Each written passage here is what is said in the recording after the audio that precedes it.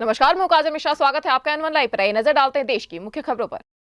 प्रधानमंत्री नरेंद्र मोदी एक बार फिर बीजेपी प्रत्याशियों के लिए वोट मांगने पहुंचे राजस्थान। बुधवार को सांगवाड़ा में एक जनसभा को संबोधन करने पहुंचे पीएम ने इस इलाके से अपना खास रिश्ता बताते हुए कांग्रेस और अशोक गहलोत सरकार पर बोला हमला। पीएम ने दिया बयान कि जिस धरती को सटीक भविष्यवाणी के लिए मावजी महाराज को मिला है आशीर्वाद, वहां साफ साफ दिख रहा है कि आ रही है सिर्फ भाजपा की सरकार। पिघलती हुई नजर आ रही है भारत और कनाडा के रिश्तों पर जमी बर्फ। भारत ने कनाडाई नागरिकों के लिए ई वीजा सर्विस की फिर से कर दी है शुरुआत। मिली जानकारी के अनुसार पिछले 2 महीने से कनाडाई नागरिकों के लिए भारत ने इलेक्ट्रॉनिक वीजा सर्विस पर लगाई हुई थी रोक। ऐसे में एक बार फिर से वीजा सर्विस बहाल होने के बाद कनाडाई नागरिक भारत की कर पाएंगे यात्रा। अपने सशस्त्र बलों को लगातार मजबूत कर रही है भारत सरकार ताकि दुश्मन मुल्कों से देश की जा सके सुरक्षा। भारतीय सेना के साथ साथ भारतीय वायुसेना को भी मजबूत करने के लिए चल रहे काम। इसी कड़ी में वायुसेना के स्क्वाड्रन ताकत को बढ़ाने के लिए रक्षा मंत्रालय ने HAL को 10,000 करोड़ रुपए का टेंडर किया है जारी। इसके तहत वायुसेना के लिए 12 सुखोई 30 फाइटर जेट किए जाएंगे हासिल।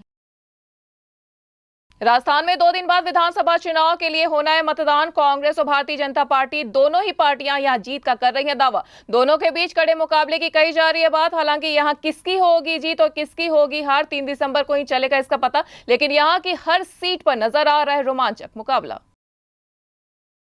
उत्तरकाशी में युद्ध स्तर पर जारी है रेस्क्यू ऑपरेशन। रेस्क्यू टीमें 11 दिन से 41 मजदूरों को सुरक्षित निकालने की कर रही हैं पुरजोर कोशिश। एजेंसियां अगले 40 घंटे बता रही हैं। अहम रेस्क्यू से जुड़ी एजेंसियों का है अनुमान कि 30 से 40 घंटे के अंदर सुरंग से सभी मजदूर बाहर निकाल लिए जाएंगे सुरक्षित। सुरंग में फंसे मजदूरों को निकालने के लिए अब तक सरकार थाईलैंड और नॉर्वे के एक्सपर्ट की ले चुकी है मदद।